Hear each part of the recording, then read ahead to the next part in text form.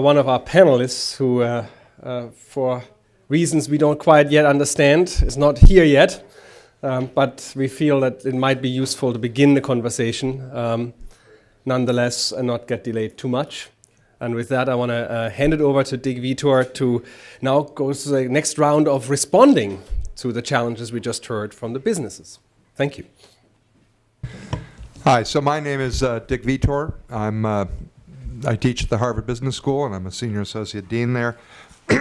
I'd like to very quickly introduce the three panelists that are here. And I have 3 or 4 questions I'd like to ask them. But I would like to try to foster a little bit more discussion with the audience this time than we had time for last time. So let me just very quickly tell you, Valerie Sislow is sitting next to me, and she is Associate Dean for the Graduate Program at the Ross School of Business. She's also the Lewis Moskowitz Research Professor. She does economics, price fixing, and so forth. She has a PhD from Stanford in economics. Our second speaker, sitting next to her, is going to be Bob Hansen. He is a senior associate dean, and he runs the Center for Business and Society at Tuck. He's the Norman Martin Professor of Business Administration, focuses on game theory and auction markets. And our third present panelist is Anjani Jain. He's a senior associate dean at the Yale School of Management for the graduate program. He's been at Wharton for 26 years. He does a lot of work in telecommunications and is a graduate of UCLA. So our objective here is to really think a little bit about what the current practice of some leading business schools are, and also to understand the limitations, either time or faculty attention or the appropriateness of the issues in the case of mitigation for doing more, and thinking a little bit about how business schools can do better, especially playing off what we heard in the first panel. So let me start with a question, and I'll address this to Valerie. So what role, I mean, this is obvious, what role does climate change play at your business school? Okay. Thank you, Richard. So first, microphone okay? How's that? Good. Okay. So first let me say thank you. It's an honor to be here. And also wanted to just mention that I'm an economist. I oversee our MBA programs at the Ross School at the University of Michigan. Climate change is not my own area. I do teach policy. It's antitrust policy. But so that does give me a little bit of a feel for the role that policy education plays within a business school, as well as the broader context. So we've been talking about systems thinking and science literacy and so on. I'm going to take us down to the life of an MBA student. August orientation. It's their first week. And to begin with, in terms of what role does climate change education play in our business school, you will find our new students, after a couple days at the school, standing, holding their latte or their juice drink and staring. And what they're staring at is not a whiteboard trying to figure out what the answer is to their first management case or their first team dynamics issue. They are looking at pictures of what's trash, what's recycling, and what's compost, and where does this go? And so we start with that. Everyone, as students would say, everyone gets indoctrinated into being aware and caring about their individual actions, and that's the start. At a much broader level, the mission of the school is to develop leaders who make a positive difference in the world, and that's making a positive difference about climate change in particular, but obviously it's much broader than that. We have just to get some facts out, we have the herb dual degree program, MBA, Master's joint between the business school and the School of Natural Resources, and there are about 100 students in that. So that's a very large program for sustainable enterprise development. We have a net impact club that is about just shy of 300, okay? So 100 new members or so each year. So there's a very large presence at the business school of students, faculty, staff who care about these issues, and the other students will complain a bit that they can't escape it. But when you talk about sort of doing things at the grassroots level, that's where it starts. Beyond that, we have faculty who do research in the area. So there's thought leadership. The Herb Institute combined with the Union of Concerned Scientists in 2012 to put on a conference. Andy Hoffman, who is here, he'll be speaking later, works in this area along with a couple other faculty. For the students then, it breaks down to what we do within the curriculum and what goes on beyond the classroom. As was mentioned at the end in the previous Q&A, on the elective side, we have a lot to offer. The first year Herb Institute seminar is on climate literacy and leadership.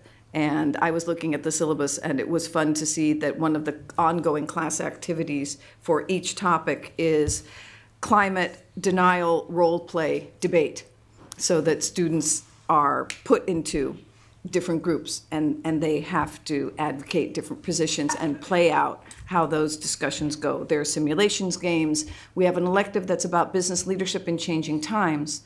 And this past semester, so 6 weeks, a CEO each week, 3 of the 6 were dealing with Sandy or drought or some weather-related event that had impacted their business, and the students learned from that. So on electives, we do a good job beyond the classroom. We have students that do EDF Climate Corps internships. We have a social venture fund. We have a sustainability finance course, and so there's a lot that we do there, and I will stop there. Thank you very much. Bob? Thank you. Pleasure to be here, and it's been great. And it's been great and interesting so far. So thank you. I'll just say a few words, and I'll start off by telling a little bit about myself. I'm a bit of a jack of all trades when it comes to teaching things at the Tuck School. Over the years, I've taught. I just finished teaching the first energy economics course at the Tuck School. It just got done this term. I've taught a health economics course. I've taught an environmental economics course back in the mid-1990s. I taught that course. I actually had Dana Meadows come to that course from the Environmental Studies Department at Dartmouth College. I've also taught a course on the economics of the credit crisis. So there's 2 points I might make about my being a jack of all trades here. One is that all 4 of those courses were driven by students coming to me and asking for that course. So the one thing I'd point out and kind of ride on Valerie a bit, MBA students come to school today very interested and very invested in social issues, broadly speaking. The intersection of business and society is something that's on their mind, and sustainability is very high in that regard.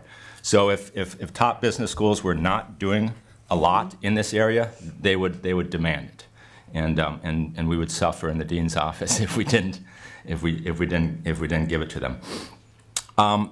We've got a very similar set of activities to Michigan. We've got really 3 elective courses that are on climate change. You'll hear from Professor Sundaram, who teaches a very focused course, Business and Climate Change.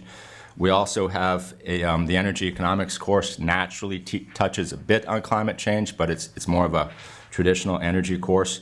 And then we also, well, actually we have 4 courses. We have a Corporate Responsibility course, which touches on sustainability, and we have a Business Strategies for Sustainability course, which is more general than climate change, but touches on all kinds of things. Andy's question earlier of does this change the core, I think is a really good question, and one that I wouldn't mind getting back to at some point. We do touch on climate change in our core curriculum. So most business schools have in their first year program. In the US, we're generally 2-year programs. Much of the first year is taken up by core courses. It varies from school to school. Harvard and Tuck are the strongest cores, I think, but everybody's got some required courses. We have 2 economics courses at Tuck that are required. I've taught the managerial economics, which is a micro course. We spend a day on externality in that course, and at least for the last 5, 6, or 7 years, the focus has been on climate, on CO2 as an externality, and we've gotten the students to think about cap and trade versus taxing as different policy responses to that. The microeconomists come back into the second economics course, which is in the winter. It's a global economics course. And we do an integrative session on what would happen to patterns of international trade and trade policy if you had a cap and trade or a carbon tax regime in the world.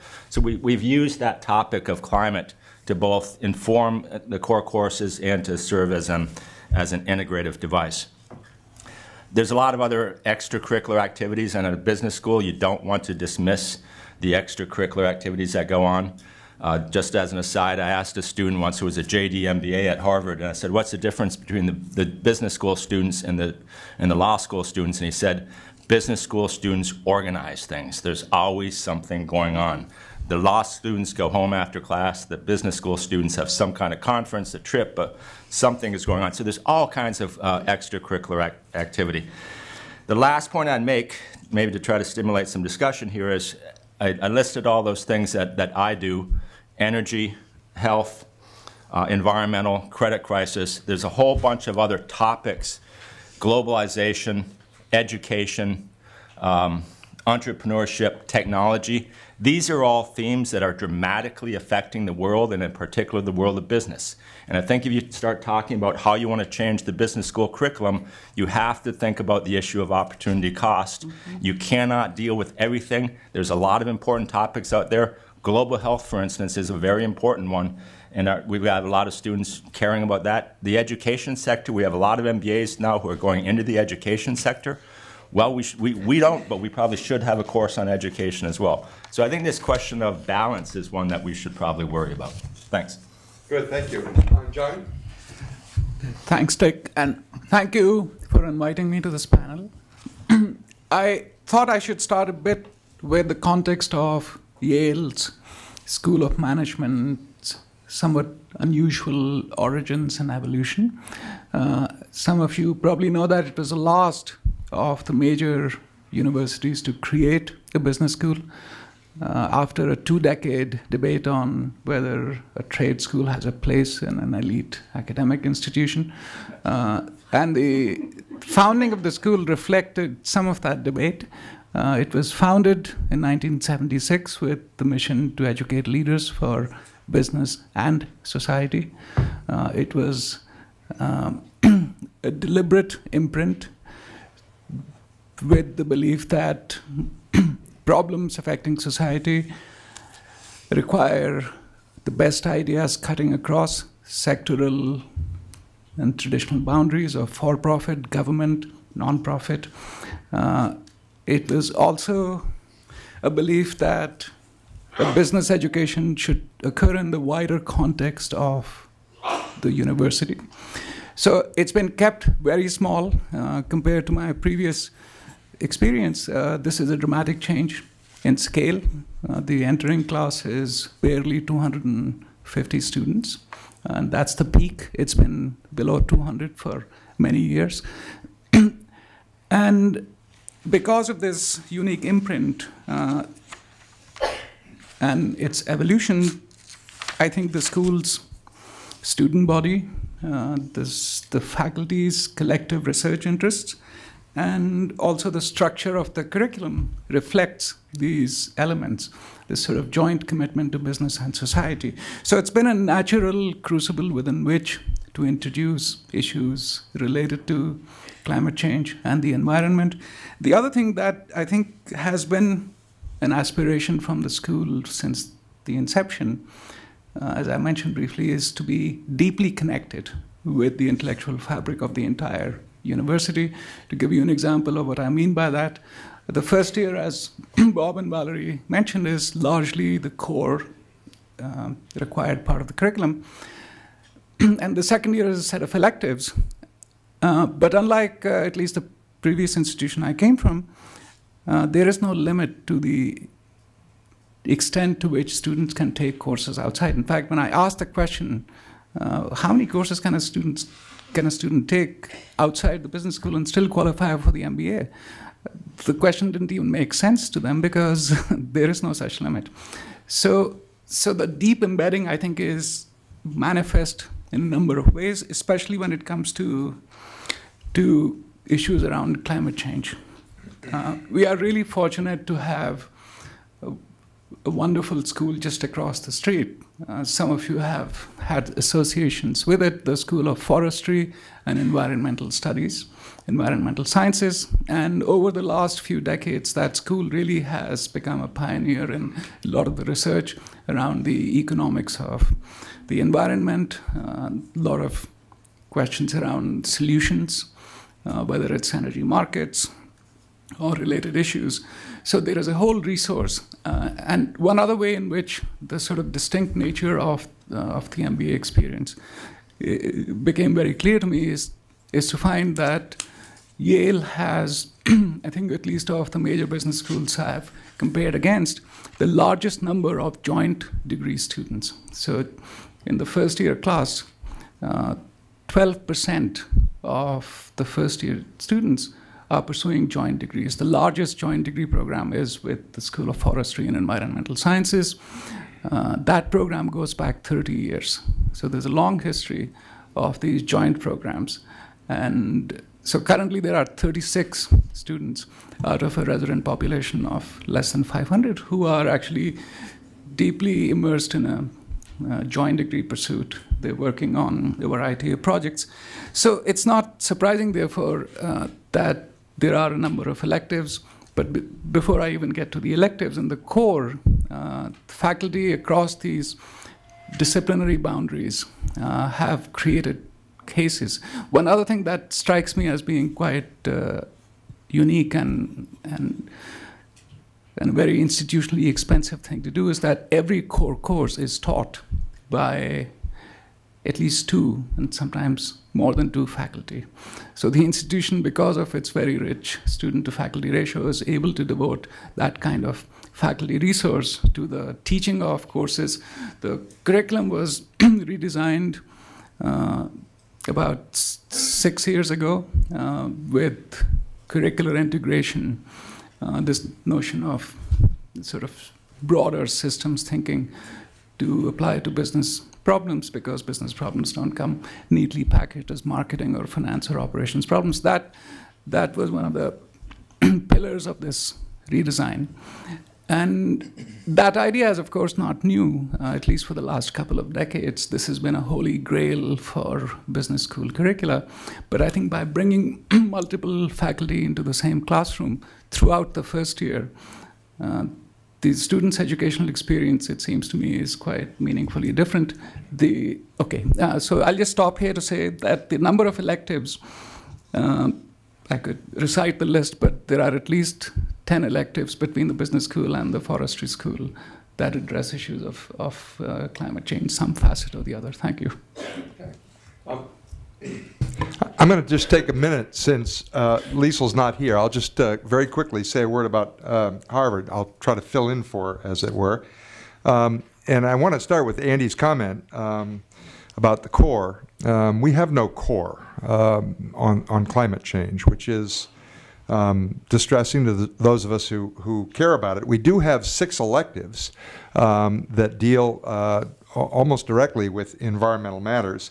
And there are about 14 faculty that are engaged in the Environmental Initiative, which is a business school-wide initiative that our dean started a couple of years ago and is headed by Rebecca Henderson and Forrest Reinhardt. But I do think this question about the core, we had it in the core, but it's not there anymore for a variety of reasons. And in thinking about, especially about the role of carbon, it seems to me we ought to try to find a way to get it back. So let me ask a second question that I'd like each of the speakers to deal with very quickly. So I would like to know whether business schools should be engaged in just pursuing adaptation policy, or should be engaged in pursuing mitigation. I mean, this sort of came up in the last session, but it seems to me it seems to me at least, that mitigation is important, but I'd leave it to the other three to talk about whether business schools should engage that particular issue. So I won't talk about the core. That's come up a couple times, but when we get to it, I'll sort of give you my thoughts and our struggles on the core. So for us,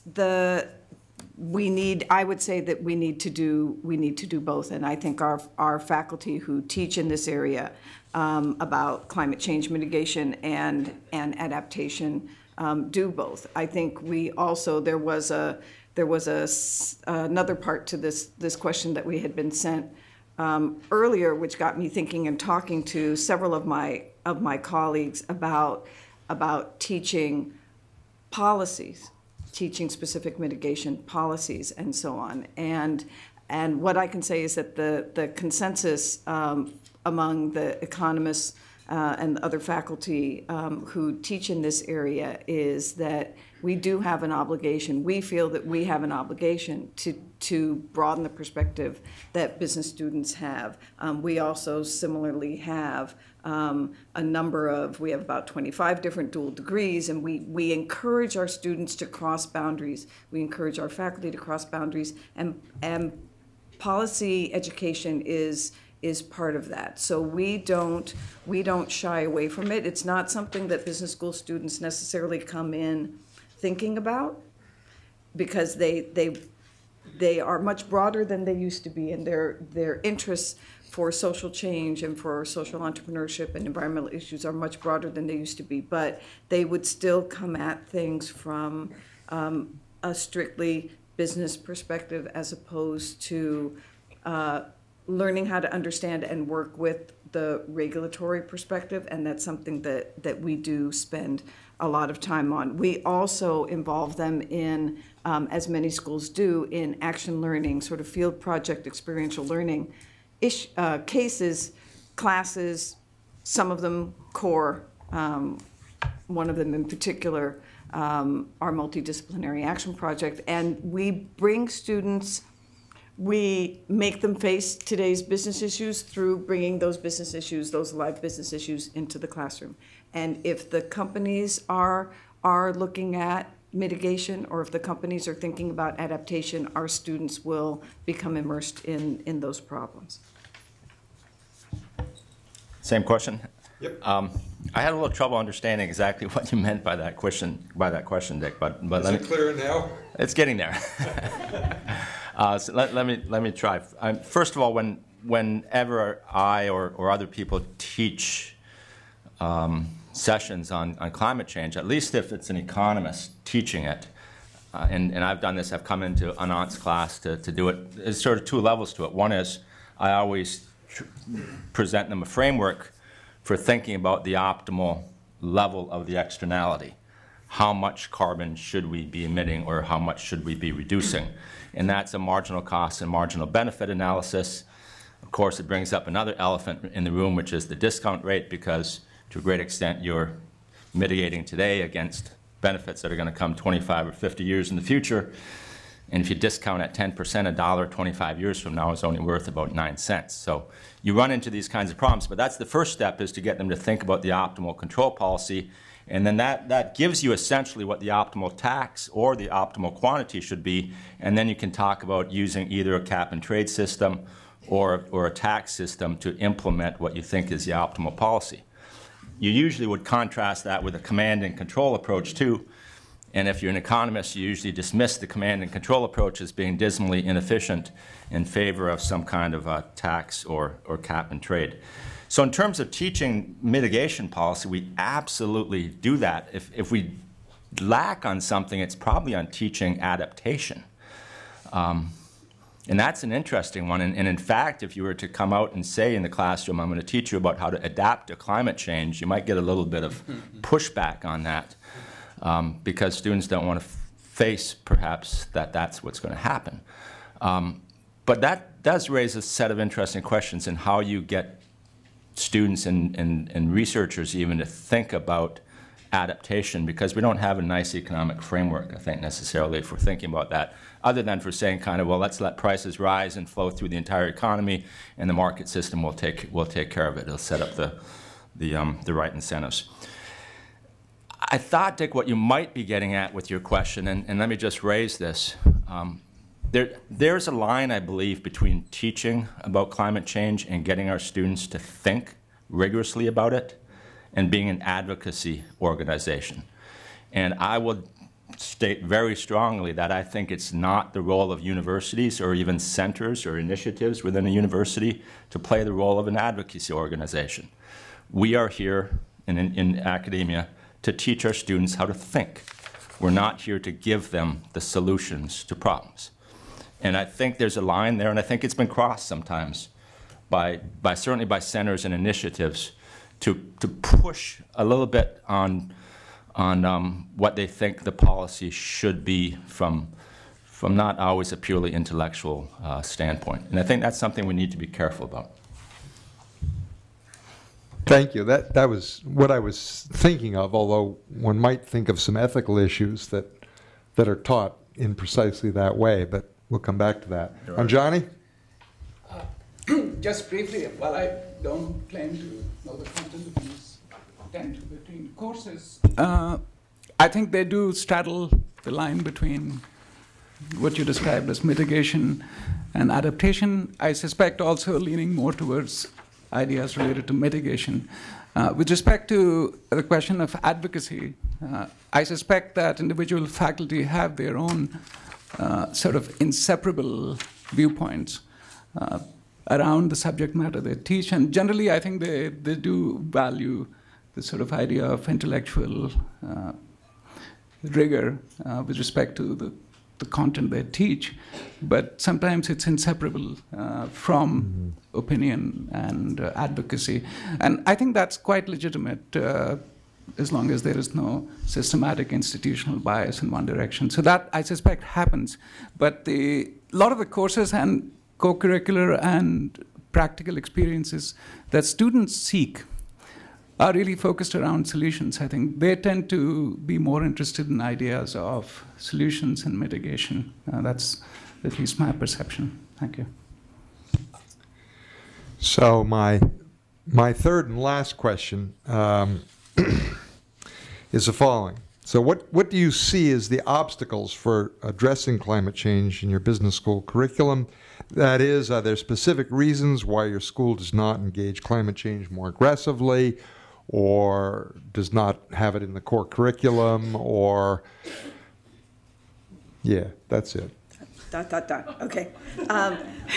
So I think, as in preparation for the panel, as I surveyed what we do in the courses, sort of in the electives primarily, and a little bit in the core, I'll come back to that, as well as the enormous breadth of what we have for our students that is co-curricular, the Impact Investment Fund, Social Venture Fund, the Climate Corps internships, nonprofit and public management, environmental internships, and so on. There's a huge amount that we do. And so we do fairly good generally addressing issues of sort of social issues and environmental sustainability. And I agree with everything that's been said here in terms of the challenge here is that this really does require an interdisciplinary approach. And so Yale has tackled the team teaching in the core, which is a big thing. We have lots of ways that we have faculty that have appointments in different schools within the university. We have dual degree students. So we do a fairly good job along all of those lines, having our classes open to policy students, engineers, law students, and so on. Our challenge is the core. And The students were passionate about this, and it's interesting because Andy said earlier in his question that priorities would be set by donors and what was the middle one? No, students were recruiters and students, and that donors, and in that order, students have the power. I think that, I mean, the donors can say we will give money for this and we want to start the center and you need to do research here. But if the swell comes from the grassroots, from the students, we demand that, you know, sustainability issues or climate change issues be addressed in the core. It will happen. It's just that it's slow, and it's slow for the reason that the faculty who teach in the core, it comes back to opportunity costs. They also have an obligation to teach all the foundational concepts and the tools and get the students to think critically on a lot of different issues. And so in order to insert something else, the reality is these days, especially in business education, is going to shorter and shorter and more condensed courses. You've got to pull something else out. And that's where the challenge is. And what the students at Ross have done, and it's very slow, but it has been successful, is go to a particular core faculty area, say operations, where they had success this year, work with particular faculty to say, what's a key concept that you're trying to teach?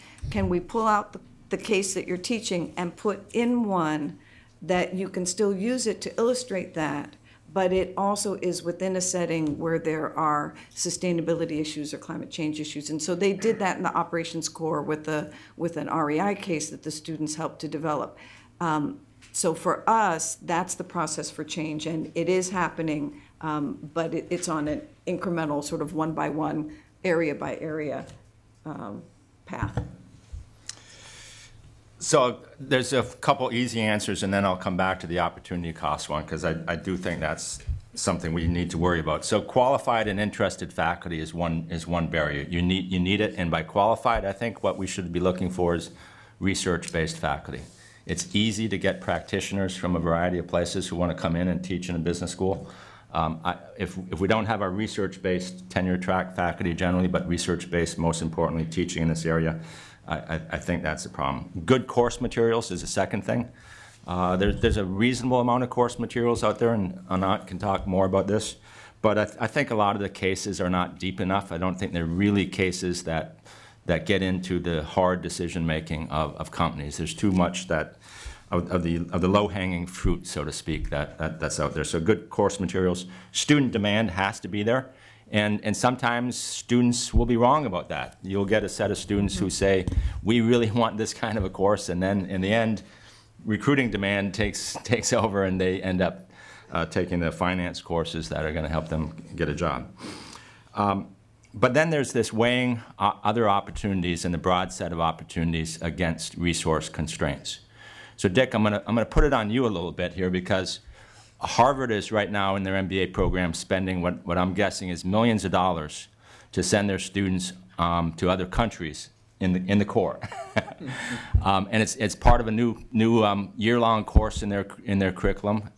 Besides sending them to other countries, they also have them develop an entrepreneurial organization, an entrepreneurial company. So there's two themes: globalization and entrepreneurship, that we're struggling with as well. We are likely to do a similar kind of thing as to Harvard and require some kind of a global experience for our MBAs. Well, globalization is a really big issue out there. From a development perspective, from a business policy perspective, from all kinds of perspectives. Should we be dealing with that? Should we be putting climate change on exactly the same level? Entrepreneurship is another one. So much of the wealth in this world is created by entrepreneurial companies. A lot of people think that that's a theme that MBA students should be taught in the core. So how do you start making choices, and what level do we want to put climate change at? I think is a really important question. Do you want me to respond, or should I wait for Johnny? You can do it. Why don't you respond?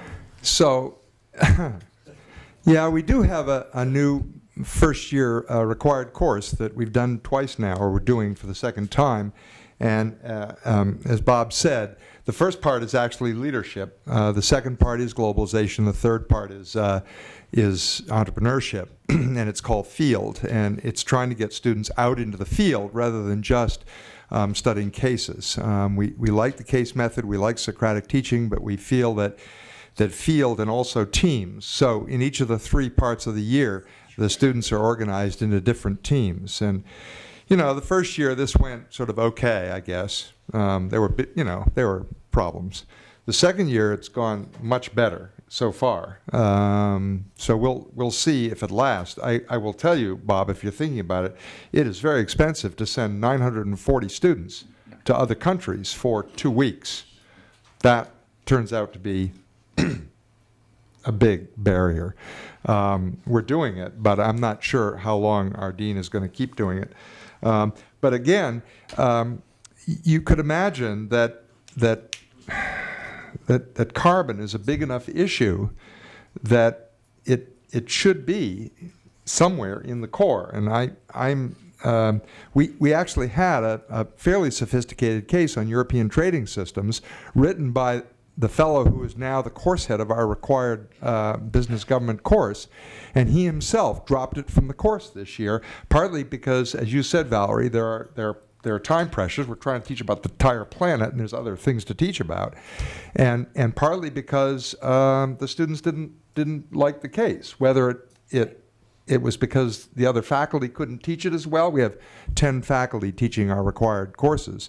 And or whether it was because the case, I mean, they just didn't, or whether it's because the students couldn't care less. So we've dropped it, and it's too bad. Yeah. So Johnny? Johnny, I told Johnny I'm just going to sneak Yeah. in here. So one thing, so we also, I didn't mention, our students did go to our strategy faculty, and they developed a case earlier, a Patagonia case that was taught once and in the core. And then the faculty the second year decided to drop it. The students didn't respond the way that they thought they would to the case, and so, you know, back to the drawing board and we try again. I can't let this opportunity pass to mention that Michigan has had our version of sort of get all of the students as part of the core out into the field for 20 years. And so it's not a year-long course, it's a 7-week course. And but the difference here, and Harvard has really made a leap in terms of everyone goes international. For us, about half of the students will go outside the US. Business schools have a lot of international students as well, right? About a third. So for them, a field project in the US is their international experience in a way. And so about roughly 20%, I'm not exactly sure of those numbers, of those experiential projects that we have, and to do it at scale is an amazingly, talk about a system, is an amazingly complex thing, but it's doable, and I would encourage other schools to do it. About 20% or so are energy related, renewable energy, et cetera. And so our students can choose to really be immersed in those kinds of projects if they wish. John? Just a footnote first. Yale also, when it redesigned the curriculum about 6 years ago, did introduce global experience, a 10-day trip to 10 different destinations each year. Students get to choose. But going back to the question about the trade-off or the opportunity cost, I certainly don't mean to imply that it's trivial. One thing that I think tends to help at Yale is that the unit of analysis is not the course, but a much smaller chunk, a module, a case, lecture or two. Because when faculty are recognized on the basis of sort of how many credits they are teaching, that makes the issue more complicated. And when the accounting of faculty contribution is more fine-grained, almost to the almost to the level of a lecture or a case, then I think it becomes easier. So in the first year core curriculum, there are 2 cases, both taught jointly by members of the forestry and environmental sciences faculty and Yale SOM faculty that at least currently are in the core. There is some case development activity also which gets recognized in this fine-grained manner. So I think it is tougher if you think of introducing a course or a segment of a course, because the faculty members then have to worry about what they have to give up. So I don't mean to imply that the trade-offs don't exist, but I think dealing with them becomes slightly easier. And the second part, I'll say, at least as a personal opinion, is that a more expansive core makes it easier. So when there is a shrinkage on the total expanse of the core, which has existed in the extreme case being Chicago, where there is no core practically, that makes it that much harder. So then all you have is the elective curriculum and the students' choices. Thank you. Wow. So we're now open for questions or criticisms or comments or whatever you'd like to do. Who's going to? Are you going to keep track, Martin, or am I supposed to keep track? I'll try and keep track. Mr. Orts. I want to mention one thing. Because Anand couldn't walk, I walked over there and I set a very bad precedent when it comes to asking questions. What we really would like you to do is, no, I need a scapegoat. But it's actually to stand in front of these microphones, because that actually creates a natural sequence of questioners. But at this point in time, if I can ask you to do just that. Oh, good. This makes it easier to know who's going. Okay. Yeah, I thought. Yeah. My name's Eric. Eric. Is it on? Yeah. Is it on? No. No. Eric Orts. Yes. Wharton School. Well, I can't resist one comment. It didn't seem like it was on. It's on. I can't resist one comment that we might think about as business schools start to send their students around the world, which is maybe we should do a carbon footprint analysis of all that air fuel that we're going to be using. But maybe you've done so already. But the I guess I'm going to throw out a slightly different perspective on the question of putting the climate change in the core. And when we were at the Wharton School and we redid the curriculum, a lot of people are coming to me and saying, how come you're not proposing putting sustainability course in the core? And the reason is, and I'm sure all of you will think I should have fought that battle and tried to put it in the core, or many of you might think that. But I think that we have to be very cautious about building strength within disciplines and strengths within the business school at different places, because there's also a risk that you can get counter-reactions, and on particularly that will be less beneficial in the long run to advancing the agenda actually that you want to advance. And the second question I think you have to think about is what the issues that may seem most salient now are not always the most salient. Even climate change, yes, it's going to be around, but there are a lot of other issues that are immediately going to hit business faster, like water, which we haven't talked about yet. But water availability and scarcity is now on the horizon. And if you just had spent all your capital getting a climate change in the core curriculum, you don't have something left for that. And as Robert already mentioned, energy is, there's a lot of aspects about energy that are important, not only about climate change. It's about feeding demand of these hugely growing populations. Food is another one.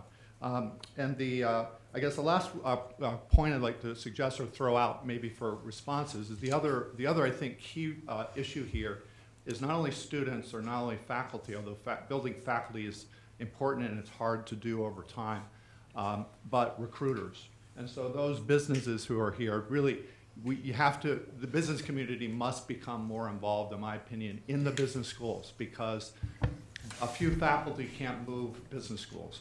But when recruiters are starting to come in and say, where are these students, and you can start showing jobs to students that they are getting out, and you increase that, business schools respond to demand and supply. So if you increase those two factors, then I think we'll increase demand will increase the ability to deliver some of these topics. Anybody want to say something? I think it's a great point. I know Anant is going to talk a little bit about different models of embedding and integrating versus standalone courses. Standalone courses, especially in the core, I think you do run a risk. I can give you maybe 2 examples. One is we had a technology course that the one source of change, Andy, that you didn't mention is faculty. Sometimes faculty do come up with ideas. I think the technology course was a faculty idea, and it did not go over very well. Very hard to teach a technology course in the core curriculum, and we ended up taking it out. Another area where you can have the risk of killing your own mission is in the ethics area, I think. Yep.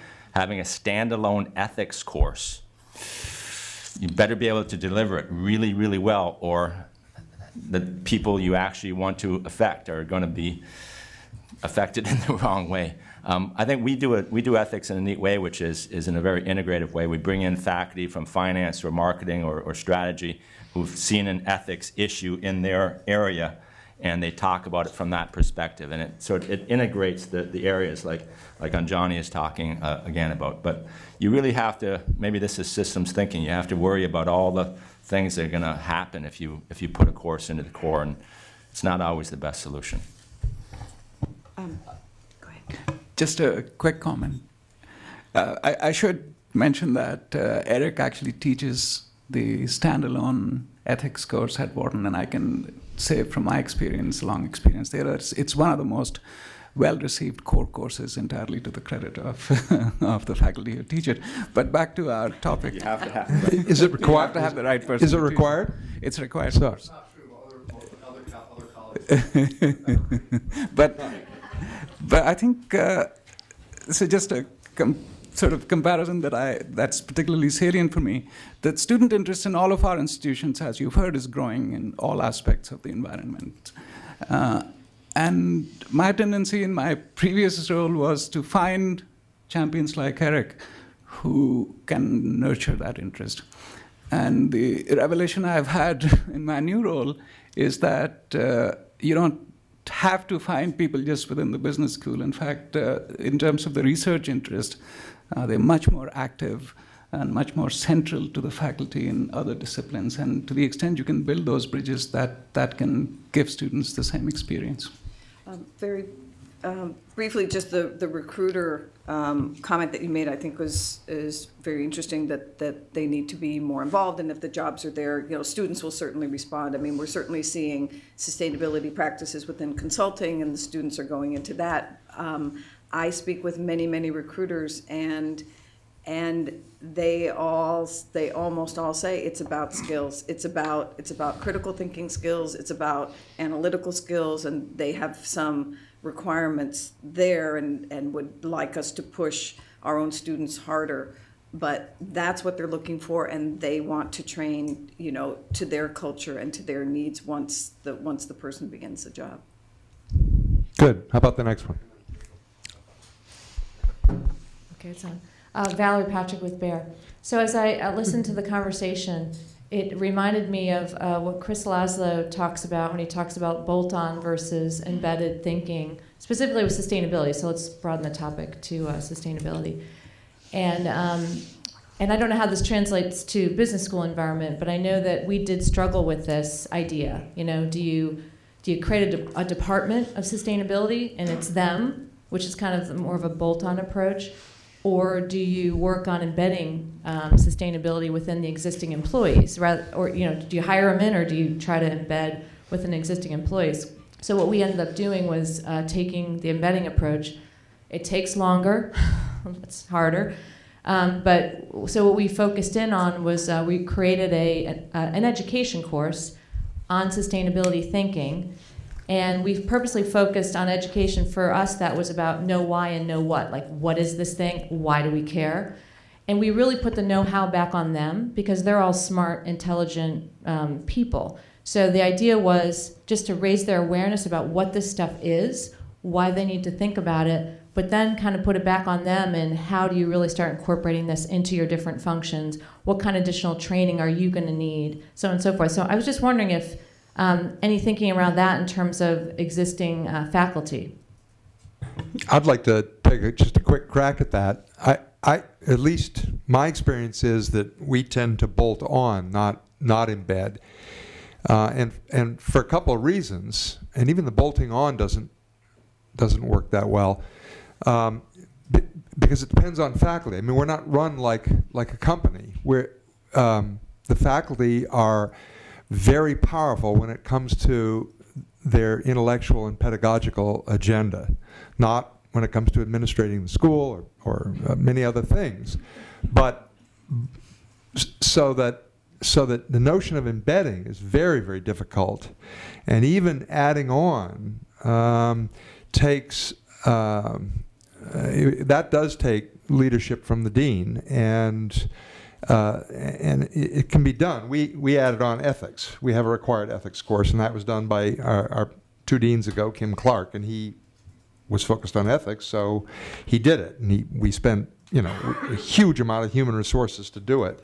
And but I think it's very hard to draw an analogy between the way a firm runs and the way a business school works. I don't know. Is that? Yeah. Yeah. I mean, we wouldn't, as far as the way the business school runs, we wouldn't do the bolt-on in terms of a department or an area on sustainability. Right. We have so many faculty in our different areas who already work on this that it is embedded. I mean, there are economists that do. There's information systems faculty members that do, and so on and so forth. So I don't think at the faculty level we wouldn't do that, but that might just be us. Next. Neil Leary from Dickinson College. In the earlier panel, Valerie Patrick made a comment that really struck me about when, from Bayer, German-based company dealing with U.S. companies, having to be very careful about how she talks about climate change because may alienate potential partners. That feeds into some things that have been talked about here. Part of that reaction of U.S. business leaders might be lack of scientific literacy on these issues, but I think a lot of it has to do with a very narrow framing of what is the responsibility of somebody working in a for-profit private institution to the society at large. You've been talking about ethics courses, social responsibility. Robert made a comment about a line between teaching about how to think about problems and advocacy, content versus advocacy. I'd like to hear a little bit more exploration of how are you trying to strike that balance when you're teaching an ethics course, whether it's embedded or whether it's an add-on standalone course or whether it's embedded into other courses. How do you go about getting your students to be thinking about these questions in deep, rich, meaningful ways where you believe you've not stepped across some boundary of advocacy? How are you doing that? How should you be doing that? Just to start the conversation, I think those are interesting and difficult questions to answer for any school.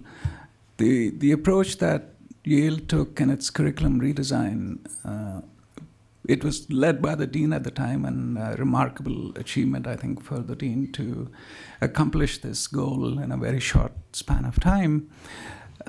So the subject matter in the first year, in terms of the conceptual breadth of topics covered is not that dissimilar from most other business programs, but it's organized in a very different and somewhat orthogonal way. By that I mean the courses are taught from these different perspectives. So there's a course called the employee, there's a course called the customer, there's a course called the investor. So these are different perspectives that sort of run orthogonally through the topics and business disciplines that get covered in these courses.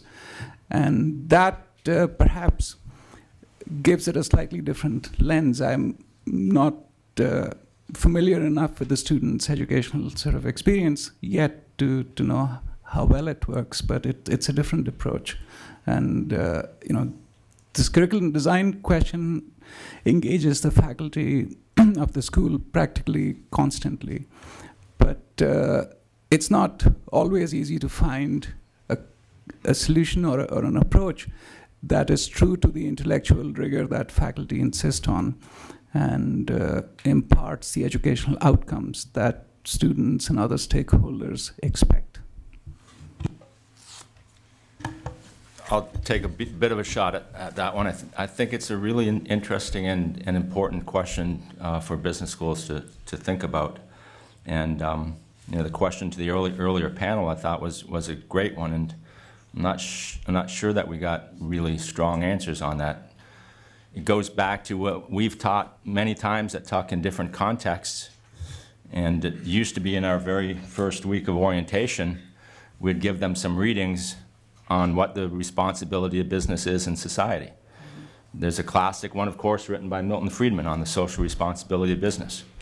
But there's been many, I don't want to say attacks, but alternative views to that Friedman-esque free market viewpoint. I'm not sure that there's an answer to that question yet. And that's where I would say my goal, if I'm teaching something on that topic, and I have, is to engage the students in the issue and get them to see what some of the issues are and to understand both sides of it. I think this question of what corporations, public for-profit corporations, should be doing in the climate sphere is a really, really tough question.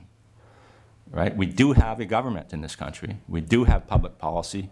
And there is something to be said about division of labor and specialization.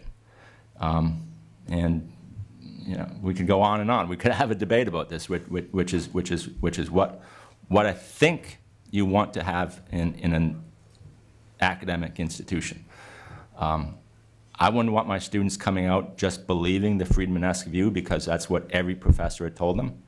I also wouldn't want them coming out thinking that corporations should be broadly engaged in social responsibility because that's what every professor told them. It's a tough one.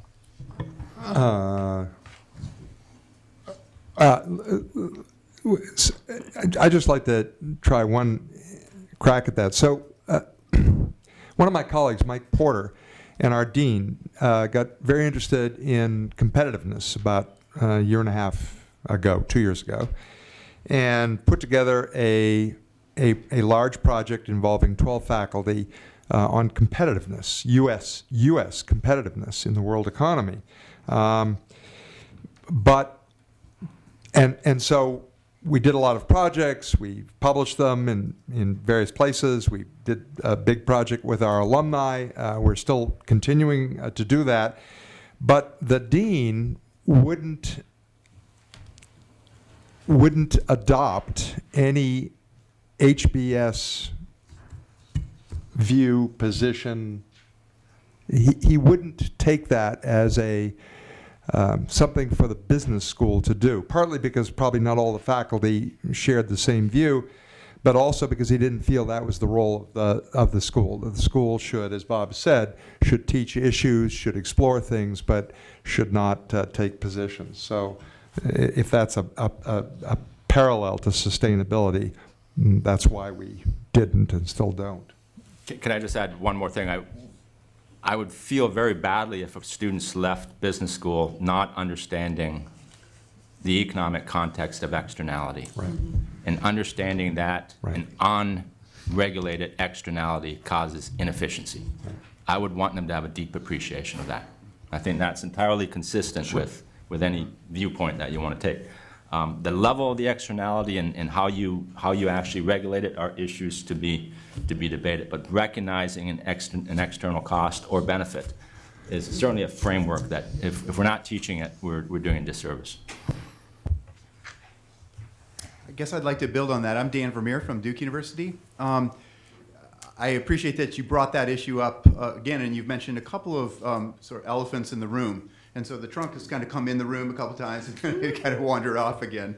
And I guess I'm interested in hearing each of your perspectives on the extent to which the schools that you're part of are sort of taking on some of these more fundamental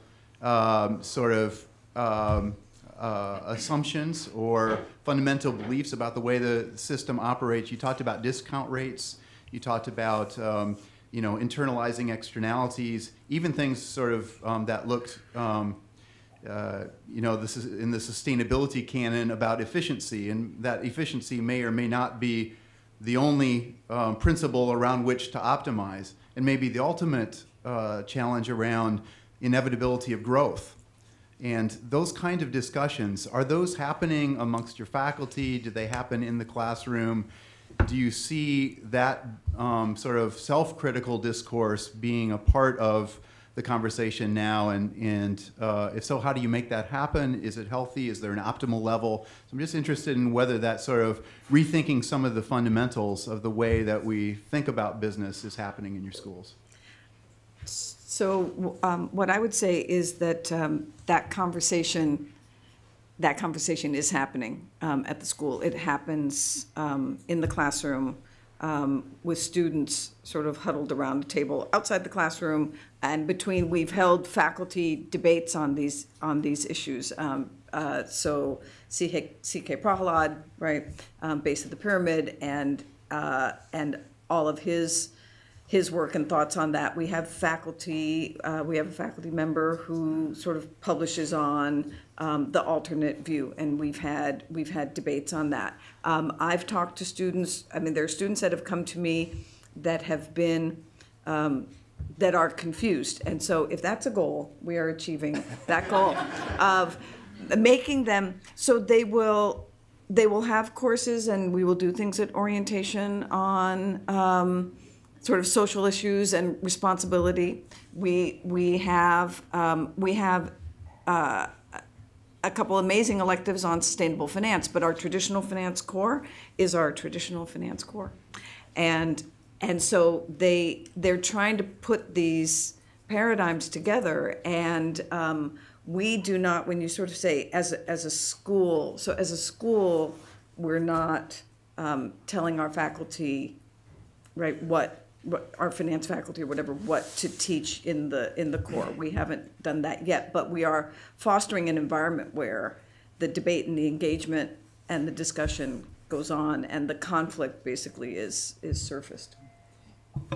My experience at the two institutions that I've been at, very different in scale and size, and yet I think what's very much similar between the two is that the faculty are very heterogeneous in their disciplinary proclivities, their ideological sort of stance on questions.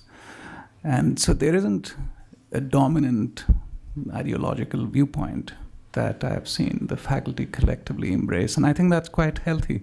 And it's partly the result of the training that we bring to a business school faculty. It ranges all the way from economics, mathematics, sociology, anthropology, philosophy, law. So that mix of intellectual viewpoints, I think, is a very healthy part of the discourse that takes place in a business school, and it gives students a reasonably balanced set of perspectives to choose among. I mean, it's certainly true if you look at the issue of, say, the objective of the corporation. Should it be to maximize shareholder value, or should it be to maximize some broader set of stakeholder objectives? I think among the faculty at a modern business school, you will not get a consensus on that. If you ask the economists and the finance people, you'll get one thing. If you go to the management department, you'll get another. Now, are the students emerging confused, or are they emerging enriched? That's a good question. Let me come. The discount rate to me is a great vehicle for getting into some of these issues, and I'll recommend a couple of articles in the Journal of Economic Literature by William Nordhaus and Martin Weitzman that were written in response to the Stern report. The discount rate is critical both in public policy and in business policy, because this is a very long-lived investment program that we're talking about. So what I've tried to do with my students, and this is tough, and this one of the points I'm going to try to make is that it's tough because you need to understand the fundamentals in order to get to the right level of analysis. So you need to understand the role of a discount rate and risk and option value and all kinds of things to understand that the higher the discount rate, and a reasonable discount rate of even 5%, makes a lot of climate mitigation policies look uneconomic. Okay, that's just a fact of financial analysis, I would say. But if you can get the students to that level, you can also then start having a discussion about, is that the right objective? Or do we care about intergenerational equity and other kinds of things? But I think you need to get them to the level of understanding the role of the discount rate and coming up with an optimal level of externality abatement before you can start launching into a question of intergenerational equity. So that actually reinforces, I think, the need for a really strong core. Right. You need to have students understanding economics, finance, the role, the nature of externalities and the role of markets before you can have a really rich and useful discussion about something like fairness, which is entirely fair game and should be your objective. I just wanted to chime in that Bill Nordhaus's course, I think it's called Energy Economics and Policy Analysis, is one of the most sought after courses, but it's a very tough course. Not all our students are capable of actually going through it. How about the next one? My name is Jacob Park. I teach at Green Mountain College, which is based in Vermont. This is an excellent forum to ask this question, but I've been to ask for a number of years. In 2005, there was an article published in the Academy of Management, Learning and Education by the late Sumatra Ghosh of London Business School. And in response to this constant course of that every time there's an ethical crisis or scandal of some sort, there's course of we need a new ethics course in business schools. I think all of us have been around long enough to see that it's going to cycle. So here we have climate change crisis, or maybe it's climate change, maybe a problem, something else. So now there's a whole forum on climate change education in business schools. So the question, and one of the things they said in the article, which I thought was very interesting, was that in many ways the business schools, when they say we need something, add a course, integrate something to it, that we're actually causing some of these things. We're not reflective enough in terms of how we're fostering the very problem that we're claiming to solve. And one of the things he said, and this is where I'd like to get your feedback on, that instead of trying to add courses to things, which, again, the dilemmas are there, and I think that clearly there are barriers to, and it's already been mentioned, but he left a very provocative question. Maybe instead of trying to add things, we need to look at what we're doing and actually delete things that we're actually creating the problem. So I know, given your position, I'm not asking you to say which program should be cut or which things to be. I know that can't be done, but I'm curious your thoughts. If you had the power to change things, not just low-hanging fruit, but really tough ones, like what within the business school education or management education would you change? To basic, not is it the core? Is it the elective dilemma? Like what would you do specifically that will foster this very things called climate change education or sustainability education writ large?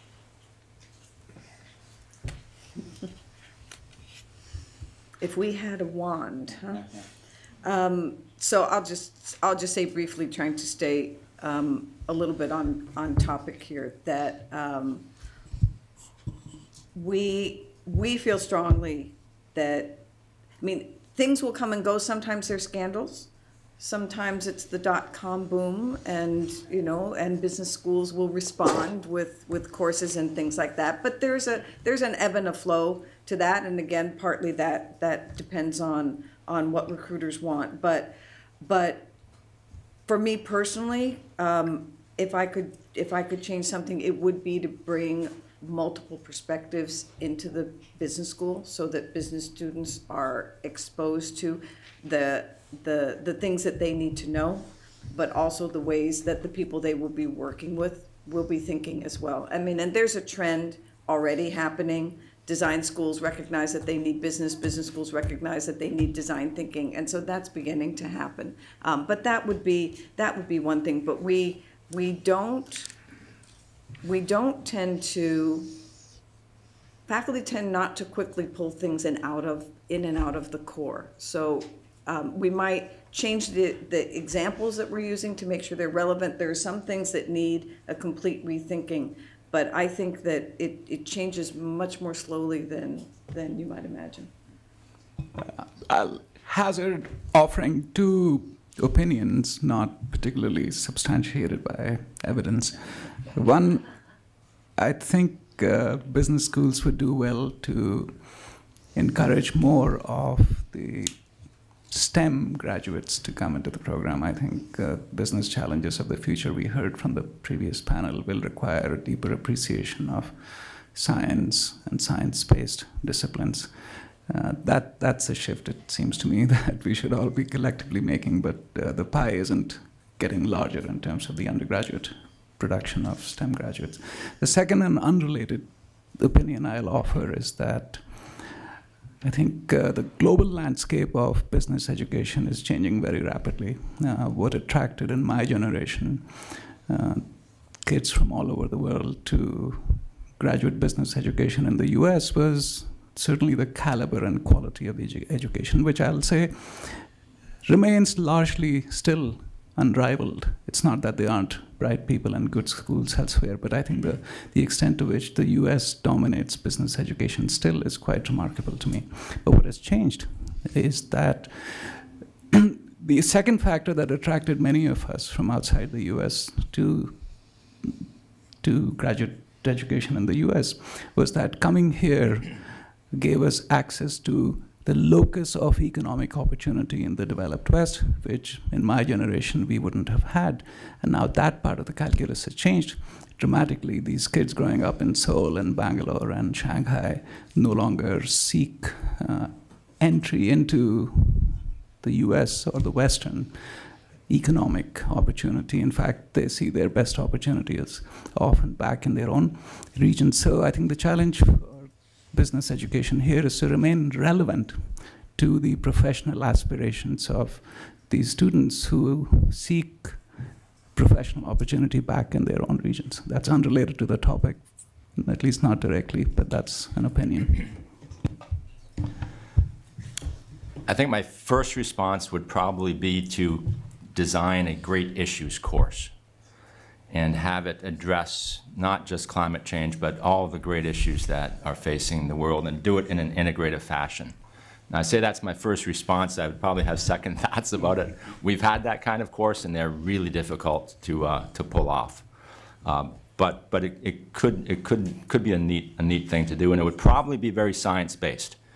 The second thought I have, though, and there's been a lot of talk, I guess we're at the National Academy of Science here, so it's not surprising, about the need for STEM-type students. Well, I'm coming from Dartmouth College, so let me put in a plug for liberal arts as well. And I'll tell you a story, because I remember talking to somebody from a very large investment bank pre-crisis. And this individual was telling me how he was afraid that the graduates at Tuck School, we're a general management school, so we're not really focused on a lot of quantitative sort of real analytical stuff like Harvard. He said, I'm afraid the Tuck graduates are going to be out of the market, because what we really need are these rocket scientists from places like Carnegie Mellon who can cut and dice cash flows and repackage them. And I'm afraid that those guys really didn't understand what they were doing. They didn't have that broad perspective. You can call it systems thinking. I think it's just a broader worldly perspective about how they fit into society and what their role actually was, and how they fit into that system. So it comes back to this question of adaptation. I think the ability to envision what the future might be like is not necessarily going to come from a scientist. I think it might come from somebody in liberal arts who's got a much different set of perspectives. And even this issue of tide, I know that there's been cases where companies have come up with great ideas, and then they try to sell it in a developing country, and it turns out that that culture doesn't really need tide. It needs something else, like a washing machine, first of all. So I'll just put in a plug. I mean, I'm afraid that we do run a risk of just thinking this is a purely science issue, and it's not. We need some creativity and some broader scale thinking as well. Very good. One more. This is the last one, and then we're going to go to lunch. All right, thank you. This better be good. Oh. I'm just going to ask where the bathroom is. Hi there, I'm Doug Parsons with the National Park Service, with the Climate Change Response Program we have within the Park Service. It's a little bit outside our natural area, but was very interested in the topic, and thank you for all your comments. And this is just following up on the whole science theme that you guys just brought up. We have to deal with issues of uncertainty, and so I'm just curious with the business schools, you know, when we're talking about managing the national parks into the future, the difference between 2 degrees, 3 degrees, 4 degrees is very big. Or Everglades National Park, is it going to be 12 inches or is it going to be a meter? You're going to fundamentally do different things. And so I guess my question is related to things that I've been hearing about what you include in your core courses. 2 degrees is going to be much different than 4 degrees. And so the business schools are really going to have to start, I think, thinking about science in a much more urgent way. And I mean, I'm hearing a little bit of that, but your students, I guess, are going to approach what they do much differently if you are talking about 2 degrees as you're developing your core courses versus 4 degrees. And I think some of the corporations that we heard from earlier today, they start getting into these sort of numbers games. And I was just curious if it's, even though you're talking about, oh, should we even have a sustainability course, is this something that you think business schools are able to kind of evolve and incorporate in the next 10 years? Thank you. Just to start, the courses I have taught have been on sort of data modeling, operations research, operations management. And what I found over the years is that though the curriculum tends to have a fairly substantial coverage of these topics, students can sometimes leave without really a deep understanding of some very fundamental issues that I think touch upon the question you raised, although it's a broader question. So what really is a probability distribution? What is correlation? And I suspect that the folks that Bob just talked about, who were slicing and dicing cash flows to repackage them on Wall Street, sometimes lack some basic understanding of what correlation actually means. If all these asset classes are based upon the same underlying real asset, you don't get much diversification because they're all tightly correlated. So my point there is that I think there is room for giving students a deep appreciation of these fundamental ideas, which we can't fully anticipate how they would come in useful in their professional careers. But it's very important that these ideas be taught well and deeply.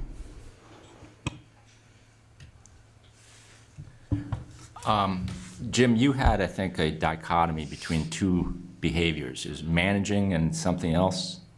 You solve problems, you manage dilemmas. Mm-hmm. Solving versus managing. And that, as you were talking about that, I was thinking of the distinction that we sometimes draw between risk and uncertainty. And uncertainty is a known probability distribution, and risk is when you really don't know what the probability distribution is. Now, we could argue about whether there's a difference there or not, but I think my answer would be I think we need to teach more in our business schools about how to deal with uncertainty. We have some tools on that, but we are not really perfect, and especially long-run uncertainty. I think it's a wide open area. If you read Martin Weitzman's paper in the Journal of Economic Literature, that's what he ends up talking about. Deep, deep uncertainty. I'm going to make an exception here because the person who invited me wants to ask a question. Sorry, yeah, I'm Martin Storksy from the National Academies. First, a quick comment that the idea that many of the graduates from other countries might go back and we serve them well to actually, going back to Bob's presentation, deal with the problem where it might be actually much more problematic in the future than it is here, is actually, I think, is a positive thing. It's great. We prepare them for these kinds of challenges. My question to you as a panel of deans and associate deans is the question on how you deal with some of the questions that came up about what we expect students to be able to do and be capable of. So less input. They need to teach this course, this idea, this class, and more the kind of vision about what the student is when they leave, which is driving now how we think about K-12 education and to a degree undergraduate education. So it's all driven by the idea of envisioning the student. To what degree is this and making these kinds of visions of student capabilities driving your curriculum decisions, whether it's for climate or anything else, because it seems to be a foundational kind of aspect? So I can start just at a very broad level, that what we've been working on for the past year is to attack a little bit a trend in in MBA education, some schools have suffered more than others. It's always been true that business school students are there for the academics, we hope, for all that they can learn from the co-curriculars, right? Which is a tremendous amount. That's where a lot of their experiential learning occurs, and to get a job. And there's a tension there that will always be there, and the emphasis on academics has slipped a bit with the increasing sort of difficulty of the last piece, which is getting the job. And so we've been working on changing the culture a bit at the school in our MBA program, to say that there are those three things. They are all very important, but academics matter. We need you in the classroom. We need you to be engaged. We are going to cold call. We're going to ask you to think on your feet, and you would want us to, right? And so at a very broad level, in terms of our vision for the kind of students that we want to produce, we want to produce students who have the skills, and who can see the broader picture, who can think critically, who can analyze problems in the face of uncertainty and ambiguity. And in the process of doing this, and so it has worked well, but it's a long-term process. We have also given some of the power back to the faculty to challenge the students and to push them, and to not necessarily worry that the students might complain a little bit in the short run. And so that's what we're focusing on now, very, very broadly. I resonated with what Valerie said. In some fundamental way, I think if we have taught students what questions to ask, the here and now challenges of their professional pursuits will continue to change, both in the small and the large. But if we have taught them what kinds of questions to ask, and if we have equipped them with the frameworks upon which they can keep learning, these were comments also echoed in the first panel, I think we will have done at least the basic part of our duty. We hope, of course, that they get a lot more, that they begin to think meaningfully about applying some of the conceptual ideas that can be powerful in analyzing situations, creating solutions. But at the foundation, I would say, I hope they leave with at least the ability to ask the right questions and to keep learning. So I think probably all of us at this table would say that what we aspire to do for our students is to educate them to become the leaders of tomorrow's organizations. Leadership is the one thing that I think we'd all hold out really high, and when we assess how our students are leaving, it's in terms of their ability to be leaders. You have to drill down into that. The first level, I think, is being able to envision the future and be able to lead your organizations to change to get to where you think they should be. So are we enabling our students to be those kinds of leaders? That's the question. I think we do a reasonable job. We're certainly not perfect. A topic like climate change has to be on the minds of leaders. You have to be able to envision what that's going to mean for the future of your industry, for your firm, for your organization, and you have to be able to lead the change to get there. So I would say, are we producing leaders that we're going to be proud of?